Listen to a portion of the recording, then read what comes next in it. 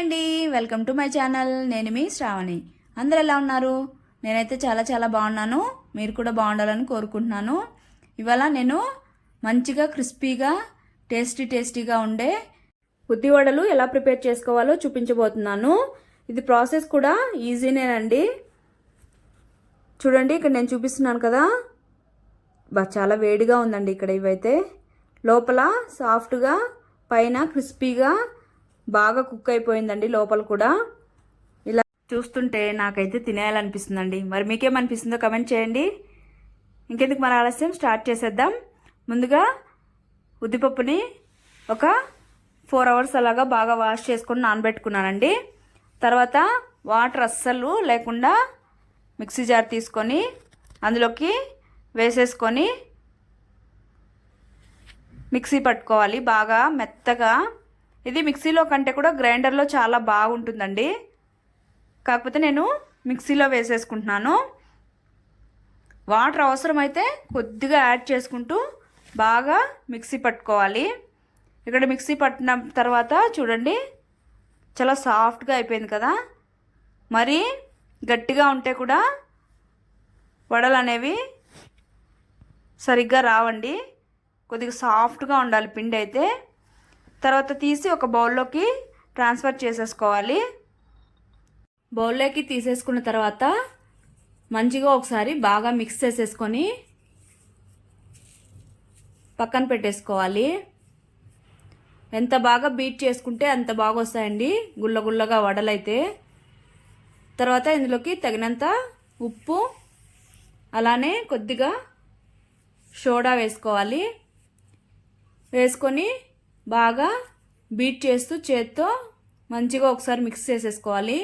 ఇక్కడ మనం ఎంత బాగా దీన్ని ఇలాగా మిక్స్ చేసుకుంటే బాగా ఫ్లఫీగా వస్తాయండి ఈ వడలైతే.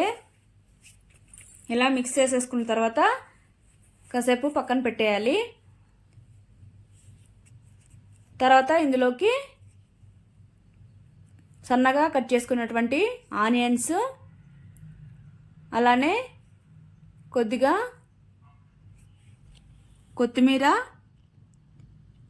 అలానే కొద్దిగా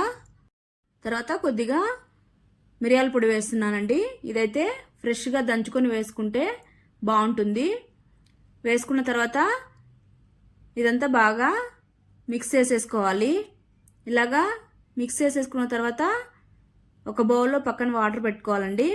ఇలాగా అరచేయి బాగా వాటర్తో డిప్ చేసుకొని కొద్దిగా పిండిని తీసుకొని బాగా రౌండ్గా చేసుకొని ఇలా అరచేతిలో పెట్టుకొని నేను చూపిస్తున్నాను కదా, అలాగా హోల్ పెట్టి తీసుకొని ఆల్రెడీ నేను ఆయిల్ స్టవ్ మీద పెట్టానండి. బాగా హీట్ అయింది. ఇందులోకి ఇలా వేసేసుకోవడమే.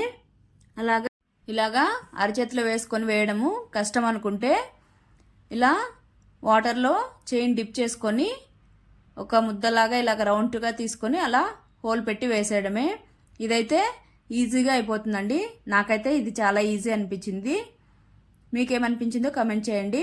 ఇలా అన్ని వడలు వేసేసుకోవడమే. చూడండి, బాగా పిండిని బీట్ చేసుకోవడం వల్ల ఇలాగా సాఫ్ట్గా ఉందండి పిండి. ఈ ప్రాసెస్ అయితే చాలా ఈజీగా ఉందండి కదా. ఇలాగా అన్ని వడలు వేసేసుకోవడమే.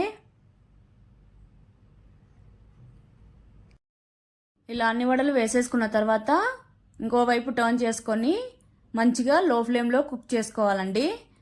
ఇది మరీ ఎక్కువ హై ఫ్లేమ్ ఉంచామంటే లోపల ఉడకదు, పైన అయితే కలర్ వచ్చేస్తుందండి. సో లో టు మీడియం ఫ్లేమ్లో ఉంచుకొని మంటని కుక్ చేసుకోవాలి. ఇది చూడండి, షేప్ కూడా మంచిగా వచ్చాయి కదండి. రాని వాళ్ళైనా చేయొచ్చండి. పిండి మనం వేసుకునే విధానాన్ని బట్టే ఉంటుంది వడలైతే. అంతే, టర్న్ చేసేసుకొని అన్నీ ఫ్రై అయ్యి మంచి కలర్ వచ్చిన తర్వాత అన్నీ ఒక ప్లేట్లోకి తీసేసుకొని సర్వ్ చేసేసుకోవడమే. అంతే అండి.